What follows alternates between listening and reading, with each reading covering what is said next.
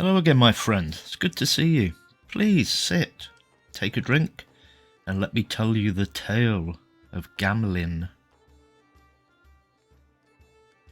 In the reign of King Edward I, there dwelt in Lincolnshire, near the vast expanse of the fens, a noble gentleman, Sir John of the Marches.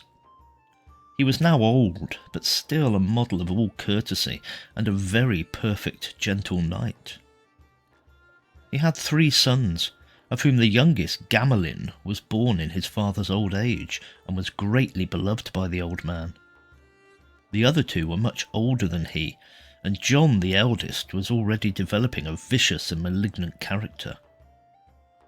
Gamelyn and his second brother Otho revered their father, but John had no respect or obedience for the good gentleman, and was the chief trouble of his declining years, as Gamelyn was his chief joy. At last old age and weakness overcame the worthy old Sir John, and he was forced to take to his bed, where he lay sadly meditating on his children's future, and wondering how to divide his possessions justly amongst the 3. There was no difficulty of inheritance or primogeniture, for all the knight's lands were held in fee simple and not in entail, so that he might bequeath them as he would. Sir John of the Marches, fearing lest he should commit an injustice, sent throughout the district for wise knights, begging them to come hastily if they wished to see him alive and help him. When the country squires and lords, his near neighbours, heard of his grave condition, they hurried to the castle and gathered in the bedchamber, where the dying knight greeted them thus: "Lords and gentlemen, I warn you in truth that I may no longer live. By the will of God, death lays his hand upon me." When they heard this, they tried to encourage him by bidding him remember that God can provide a remedy for every disease, and the good knight received their kindly words without dispute. That God can send remedy for an ill I will never deny, but I beseech you for my sake to divide my lands among my 3 sons. For the love of God, deal justly, and forget not my youngest, Gamelyn.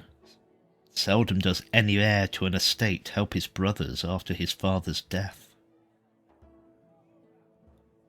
The friends whom Sir John had summoned deliberated long over the disposal of the estate.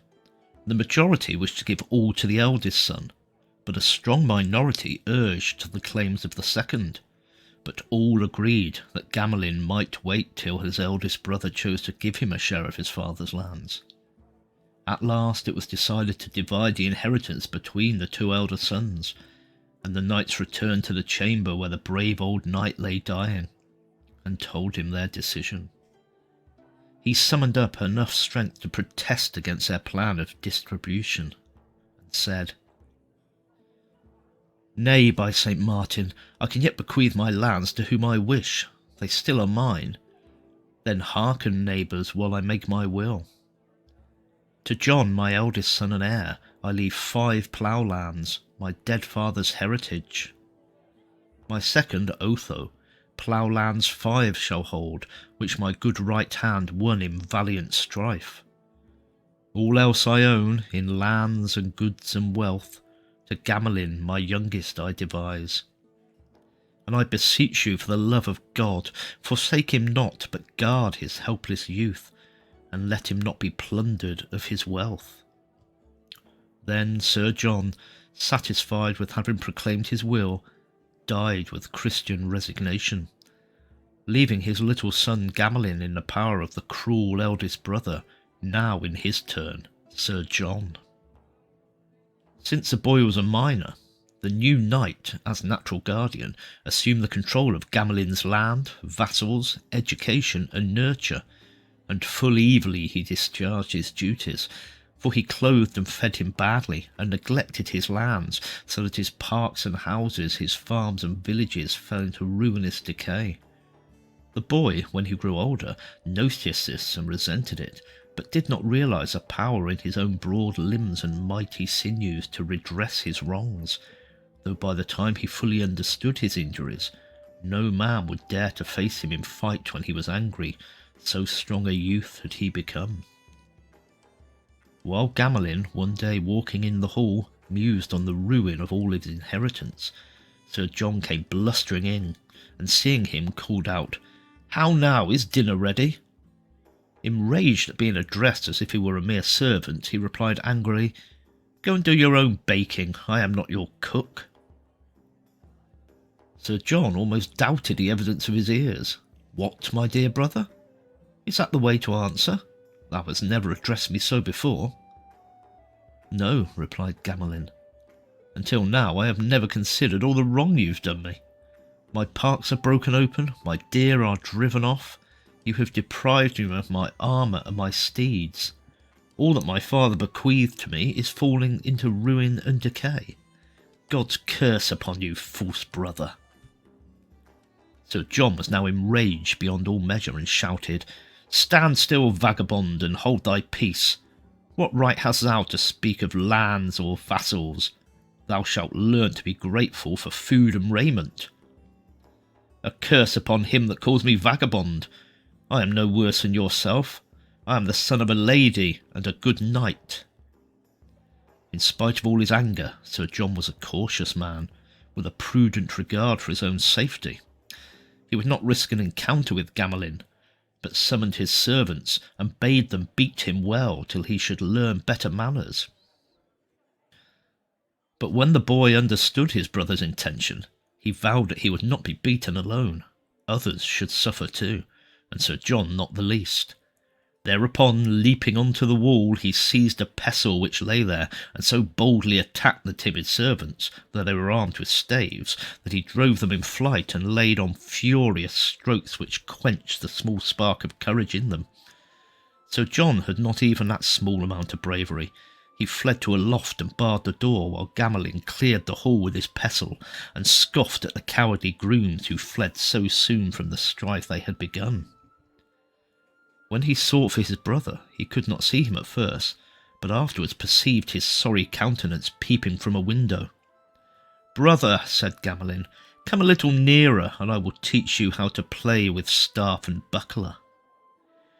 "Nay, by St. Richard, I will not descend till thou hast put down that pestle. Brother, be no more enraged, and I shall make peace with thee. I swear it by the grace of God."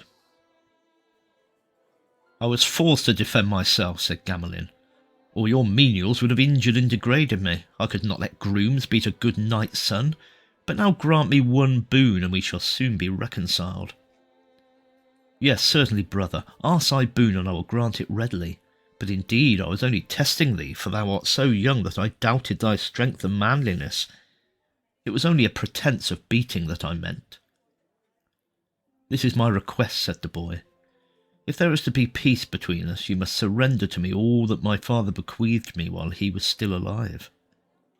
To this Sir John consented with apparent willingness, and even promised to repair the decayed mansions and restore the lands and farms to their former prosperity.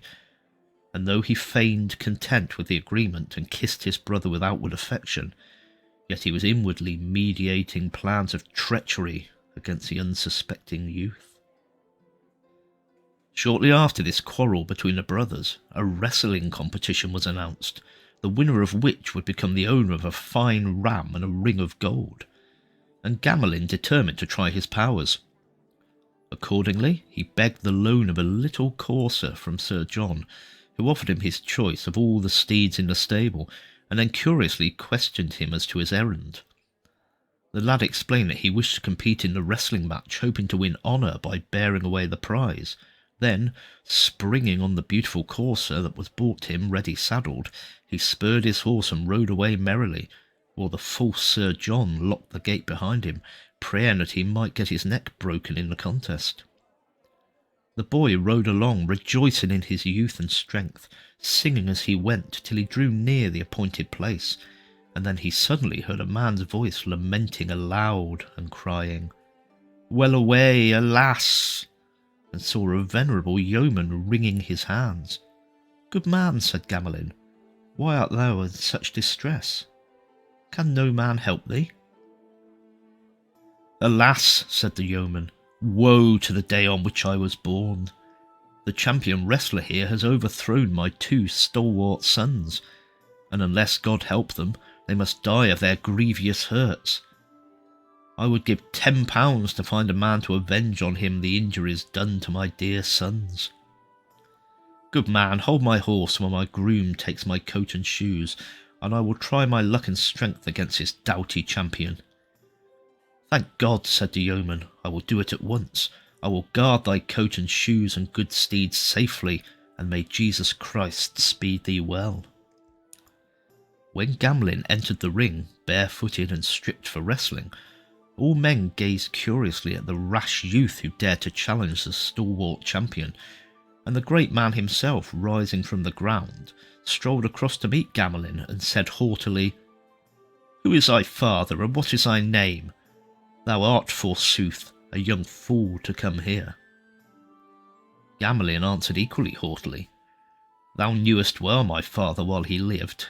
He was Sir John of the Marches, and I am his youngest son, Gamelyn. The champion replied, Boy, I knew thy father well in his lifetime, and I have heard of thee, and nothing good. Thou hast always been in mischief. Now I am older, thou shalt know me better, said Gamelyn. The wrestling had lasted till late in the evening, and the moon was shining on the scene when Gamelyn and the champion began their struggle. The wrestler tried many wily tricks, but the boy was ready for them all, and stood steady against all that his opponent could do. Then, in his turn, he took the offensive, grasped his adversary around the waist, and cast him so heavily to the ground that 3 ribs were broken and his left arm. Then the victor said mockingly, Shall we count that a cast, or not reckon it? By heaven, whether it be one or no, any man in thy hand will never thrive, said the champion painfully. The yeoman, who had watched the match with great anxiety, now broke out with blessings. Blessed be thou, young sir, that ever thou wert born. And now, taunting the fallen champion, said, It was young Mischief who taught thee this game. He is master of us all, said the champion. In all my years of wrestling I have never been mishandled so cruelly. Now the victor stood in the ring ready for more wrestling, but no man would venture to compete with him, and the 2 judges who kept order and awarded the prizes bade him retire, for no other competitor could be found to face him. But he was a little disappointed at this easy victory. Is the fair over? Why, I have not half sold my wares, he said. The champion was still capable of grim jesting. Now, as I value my life, any purchaser of your wares is a fool. You sell so dearly. Not at all, broke in the yeoman. You have bought your share full cheap and made a good bargain. While this short conversation had been going on, the judges had returned to their seats and formally awarded the prize to Gamelyn, and now came to him bearing the ram and the ring for his acceptance. Gamelyn took them gladly and went home the next morning, followed by a cheering crowd of admirers.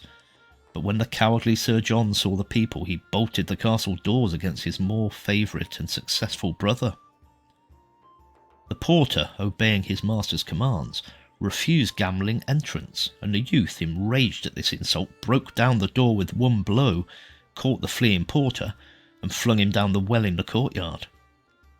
His brother's servants fled from his anger, and the crowd that had accompanied him swarmed into the courtyard and hall while the knights took refuge in the little turret. Welcome to you all, said Gamelyn. We will be masters here and ask no man's leave. Yesterday I left 5 tons of wine in the cellar. We will drain them dry before you go. If my brother objects, as he well may, for he is a miser, I will be butler and caterer and manage the whole feast. Any person who dares to object may join the porter in the well. Naturally, no objections were raised, and Gamelyn and his friends held high revel for a week while Sir John lay hidden in his turret, terrified at the noise and revelry, and dreading what his brother might do to him now he had so great a following. However, the guests departed quietly on the 8th day, leaving Gamelyn alone and very sorrowful in the hall where he had held high revel. As he stood there musing sadly, he heard a timid footstep and saw his brother creeping toward him. When he had attracted Gamelyn's attention, he spoke out loudly. Who made thee so bold as to destroy all my household stores?" "Nay, brother, be not wroth," said the youth quietly. "If I have used anything, I have paid for it fully beforehand. For these 16 years you have had full use and profit of 15 good ploughlands which my father left me. You have also had the use and increase of all my cattle and horses, and now all this past profit I abandon to you in return for the expense of this feast of mine." Then said the treacherous Sir John, "Hearken, my dear brother, I have no son, and thou shalt be my heir, I swear by the holy Saint John." "In faith," said Gamelyn, "if that be the case, and if this offer be made in all sincerity, may God reward you." For it was impossible for his generous disposition to suspect his brother of treachery and to fathom the wiles of a crafty nature. Hence it happened that he was so soon and easily beguiled.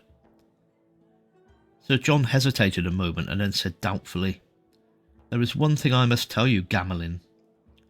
When you threw my porter into the well, I swore in my wrath that I would have you bound hand and foot. That is impossible now without your consent, and I must be forsworn unless you will let yourself be bound for a moment, as a mere form, just to save me from the sin of perjury." So sincere Sir John seemed, and so simple did the whole thing appear, that Gamelyn consented at once. "Why, certainly, brother, you shall not be forsworn for my sake." So he sat down, and the servants bound him hand and foot. And then Sir John looked mockingly at him, and he said, "So now, my fine brother, I have you caught at last." Then he bade them bring fetters and rivet them on Gamelyn's limbs, and chain him fast to a post in the centre of the hall. Then he was placed on his feet with his back to the post and his hands manacled behind him, and as he stood there the false brother told every person who entered that Gamelyn had suddenly gone mad, and was chained for safety's sake, lest he should do himself or others some deadly hurt. For 2 long days and nights he stood there bound, with no food or drink, and grew faint with hunger and weariness, for his fetters were so tight that he could not sit or lie down. Bitterly he lamented the carelessness which made him fall such an easy prey to his treacherous brother's designs. When all others had left the hall, Gamelyn appealed to old Adam Spencer, the steward of the household, a loyal old servant who had known Sir John of the Marches and had watched the boy grow up. "Adam Spencer," quoth he, "unless my brother is minded to slay me, I am kept fasted too long. I beseech thee, for the great love my father bore thee, get the keys and release me from my bonds. I will share all my free land with thee if thou wilt help me in this distress." The poor old servant was greatly perplexed. He knew not how to reconcile his grateful loyalty to his dead master with the loyalty due to his present lord, and he said doubtfully, "I have served thy brother for 16 years, and if I release thee now, he will rightly call me a traitor." "Ah, Adam, thou wilt find him a false rogue at the last, as I have done. Release me, dear friend Adam, and I will be true to my agreement, and will keep my covenant to share my land with thee." By these earnest words the steward was persuaded, and waiting till Sir John was safely in bed, managed to obtain possession of the keys and release Gamelyn, who stretched his arms and legs and thanked God for his liberty.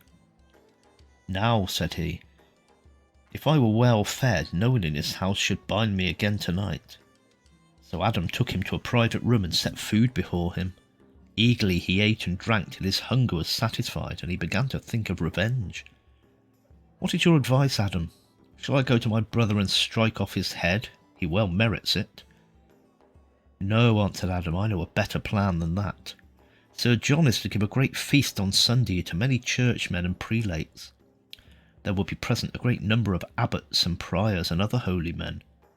Do you stand as if bound by your post in the hall, and beseech them to release you. If they release you, your liberty will be gained with no blame to me.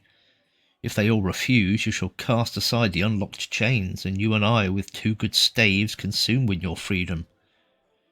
Christ's curse on him who fails his comrade." "Yes," quoth Gamelyn, evil may I thrive if I fail in my part of the bargain. But if we must needs help them to do penance for your sins, you must warn me, brother Adam, when to begin. By Saint Charity, master, I will give you good warning. When I wink at you, be ready to cast away your fetters at once and come to me. This is good advice of yours, Adam, and blessings on your head. If these haughty churchmen refuse to be surety for me, I will give them good strokes in payment. Sunday came, and after Mass many guests thronged to the feast in the great hall. They all stared curiously at Gamelyn as he stood with his hands behind him, apparently chained to the post, and Sir John explained sadly that he, after slaying the porter and wasting the household stores, had gone mad, and was obliged to be chained, for his fury was dangerous. The servants carried dainty dishes around the table and beakers of rich wines, but though Gamelyn cried aloud that he was fasting, no food was brought for him. Then he spoke pitifully and humbly to the noble guests. "Lords, for Christ's sake, help a poor captive out of prison." But the guests were hard-hearted, and answered cruelly, especially the abbots and the priors, who had been deceived by Sir John's false tales. So harshly did they reply to the youth's humble petition that he grew angry. "Oh," said he, "that is all the answer I am to have to my prayer. Now I see I have no friends. Cursed be he that ever does good to abbot or prior." Adam Spencer, busied about the removal of the cloth, looked anxiously at Gamelyn and saw how angry he grew. He thought little more of his service, but, making a pretext to go to the pantry, brought 2 good oak staves and stood them beside the hall door. Then he winked meaningfully at Gamelyn, who with a sudden shout flung off his chains, rushed to the hall door, seized a staff, and began to lay about him lustily, whirling his weapon as lightly as if it had been a holy water sprinkler. There was a dreadful commotion in the hall, for the portly churchmen tried to escape, but the mere laymen loved Gamelyn and drew aside to give him free play, so that he was able to scatter the prelates. Now he had no pity on these cruel churchmen, as they had been without pity for him. He knocked them over, battered them, broke their arms and legs, and wrought terrible havoc among them. And during this time Adam Spencer kept the door so that none might escape. He called aloud to Gamelyn to respect the sanctity of men of Holy Church and to shed no blood. But if he should by chance break arms and legs, there would be no sacrilege, because no blood need be shed. Thus Gamelyn worked his will, laying hands on monks and friars, and sent them home wounded in carts and waggons, while some of them muttered, "We were better at home with mere bread and water than here, where we had such a sorry feast." Then Gamelyn turned his attention to his false brother, who had been unable to escape, seized him by the neck, broke his backbone with one blow from his staff, and thrust him sitting into the fetters that yet hung from the post where Gamelyn had stood. "Sit there, my brother, and cool thy blood," said Gamelyn, as he and Adam sat down to a feast, at which the servants waited on them eagerly, partly from love, and partly from fear. Now, the sheriff happened to be only 5 miles away, and soon heard the news of this disturbance, and how Gamelyn and Adam had broken the king's peace, and, as his duty was, he determined to arrest the lawbreakers. 24 of his best men were sent to the castle to gain admittance and arrest Gamelyn and his steward, but the new porter, a devoted adherent of Gamelyn, denied them entrance till he knew their errand. When they refused to tell it, he sent a servant to rouse Gamelyn and warn him that the sheriff's men stood before the gate. Then answered Gamelyn, "Good porter, go, delay my foes with fair speech at the gate till I relieve thee with some cunning wile. If I e'er live this strait, I will requite thy truth and loyalty." "Adam," quoth he, "our foes are on us, and we have no friend. The sheriff's men surround us, and have sworn a mighty oath to take us. We must go whither our safety calls us." He replied, "Go where thou wilt, I will follow to the last, or die forlorn. But this proud sheriff's troop will flee before our onset. To the fens!" As Gamelyn and Adam looked round for weapons, the former saw a cart-staff, a stout post to use for propping up the shafts. This he seized and ran out at the little postern gate, followed by Adam with another staff. They caught the sheriff's 24 bold men in the rear, and when Gamelyn had felled 3 and Adam 2, the rest took to their heels. "What?" said Adam as they fled. "Drink a draught of my good wine, I am steward here." "Nay," they shouted back, "such wine as yours scatters a man's brains far too thoroughly." Now this little fray was hardly ended before the sheriff came in person with a great troop. Gamelyn knew not what to do, but Adam again had a plan ready. "Let us stay no longer, but go to the greenwood. There we shall at least be at liberty." The advice suited Gamelyn, and each drank a draught of wine, mounted his steed, and lightly rode away, leaving the empty nest for the sheriff, with no eggs therein. However, that officer dismounted, entered the hall, and found Sir John fettered and nearly dying. He released him, and summoned a leech who healed his grievous wounds, and enabled him to do more mischief. Meanwhile, Adam wandered with Gamelyn in the greenwood, and found it very hard work with little food. He complained aloud to his young lord. "Ah, would I were back in mine old stewardship! Full blithe were I, the lays to bear and keep. I like not this wild wood with wounding thorns, and naught of food or drink or restful ease." "Ah, Adam," answered Gamelyn, "in sooth, full many a good man's son feels bitter woe. Then cheer thee, Adam." As they spoke sadly together, Gamelyn heard men's voices near by, and looking through the bushes saw 70 young men sitting round a plentiful feast spread on the green grass. He rejoiced greatly, bidding Adam remember that boot cometh after bale, and pointing out to him the abundance of provisions near at hand. Adam longed for a good meal, for they had found little to eat since coming to the greenwood. At that moment the master outlaw saw them in the underwood, and bade his young men bring him these new guests whom God had sent. Perchance, he said, there were others beside these two. The 7 bold youths who started up to do his will cried to the 2 newcomers, "Yield and hand us your bows and arrows." "Much sorrow may we have who yields to you," cried Gamelyn. "Why, with 5 more ye would be only 12, and I could fight you all." When the outlaws saw how boldly he bore himself, they changed their tone and said, "Come to our master and tell him thy desire." "Who is your master?" quoth Gamelyn. "He is the crowned king of the outlaws," quoth they, and the 2 strangers were led away to the chief. The master outlaw, sitting on a rustic throne with a crown of oak leaves on his head, asked them their business, and Gamelyn replied, "He must needs walk in the wood who may not walk in the town.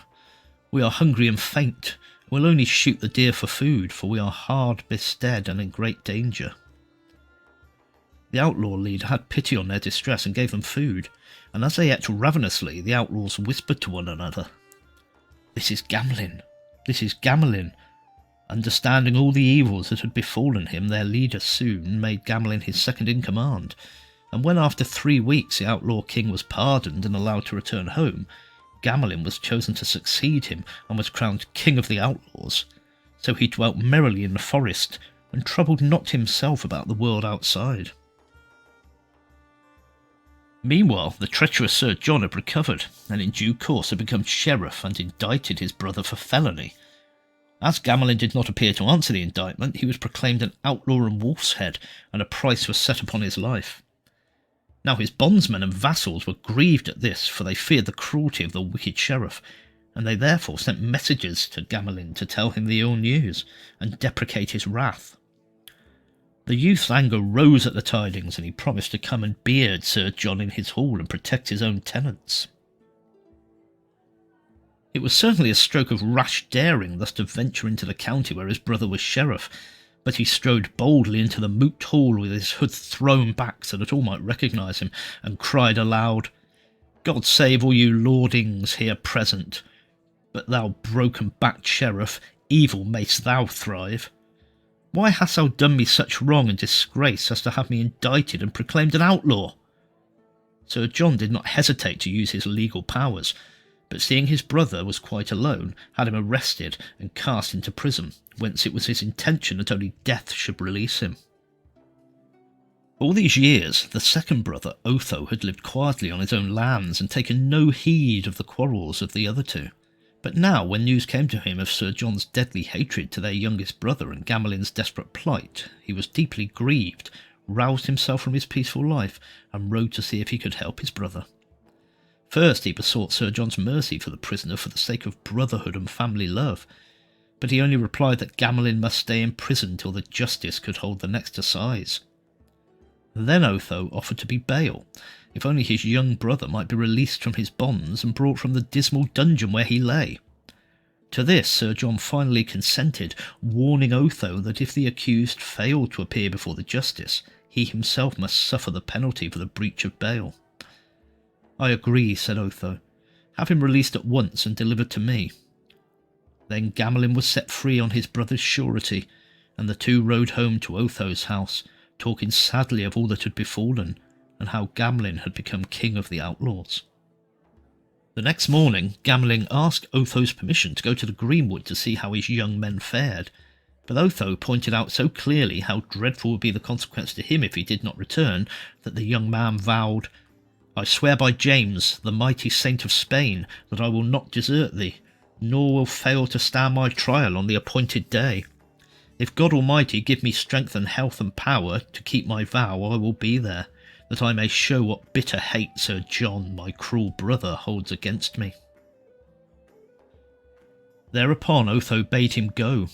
"God shield thee from shame. Come when thou seest it is the right time, and save us both from blame and reproach." So Gamelyn went gaily to the merry greenwood, and found his company of outlaws, and so much had they to tell of their work in his absence, and so much had he to relate of his adventures, that time slipped by, and he soon fell again into his former mode of life, and his custom of robbing none but churchmen, fat abbots and priors, monks and canons, so that all others spoke good of him, and called him the courteous outlaw. Gamelyn stood one day looking over the woods and fields, and it suddenly came to his mind with a pang of self-reproach that he had forgotten his promise to Otho, and the day of the assize was very near. He called his young men, for he had learned not to trust himself to the honour or loyalty of his brother the sheriff, and bade them prepare to accompany him to the place of assize, sending Adam on as a scout to learn tidings. Adam returned in great haste, bringing sad news. The judge was in his place, the jury empanelled to condemn Gamelyn to death, bribed thereto by the wicked sheriff, and Otho was fettered in the jail in place of his brother. The news enraged Gamelyn, but Adam Spencer was even more infuriated. He would gladly have held the doors of the moot hall and slain every person inside except Otho, but his master's sense of justice was too strong for that. "Adam," he said, "we will not do so, but we will slay the guilty and let the innocent escape. I myself will have some conversation with the justice in the hall, and meanwhile do ye, my men, hold the doors fast. I will make myself justice today, and thou, Adam, shalt be my clerk. We will give sentence this day, and God speed our new work." All his men applauded this speech and promised him obedience, and the troop of outlaws hastened to surround the hall. Once again Gamelyn strode into the moot hall in the midst of his enemies, and was recognised by all. He released Otho, who said gently, "Brother, thou hast nearly overstayed the time. The sentence has been given against me that I shall be hanged." "Brother," said Gamelyn, "this day shall thy foes and mine be hanged, the sheriff, the justice, and the wicked jurors." Then Gamelyn turned to the judge, who sat as if paralysed in his seat of judgment, and said, "Come from the seat of justice. All too oft hast thou polluted law's clear stream with wrong. Too oft hast thou taken reward against the poor. Too oft hast lent thine aid to villainy and given judgment against the innocent. Come down and meet thine own meed at the bar, while I in thy place give more rightful doom, and see that justice dwells in law for once." The justice sat still, dumb with astonishment, and Gamelyn struck him fiercely, cut his cheek, and threw him over the bar so that his arm broke, and no man durst withstand the outlaw for fear of his company standing at the doors. The youth sat down in the judge's seat, with Otho beside him, and Adam in the clerk's desk, and he placed in the dock the false sheriff, the justice, and the unjust jurors, and accused them of wrong and attempted murder. In order to keep up the forms of law, he empanelled a jury of his own young men, who brought in a verdict of guilty, and the prisoners were all condemned to death and hanged out of hand. though the false sheriff attempted to appeal to the brotherly affection of which he had shown so little. After this high-handed punishment of their enemies, Gamelyn and his brother went to lay their case before King Edward, and he forgave them, in consideration of all the wrongs and injuries Gamelyn had suffered, and before they returned to their distant county, the king made Otho sheriff of the county, and Gamelyn chief forester of all his free forests. His band of outlaws were all pardoned, and the king gave them posts according to their capabilities.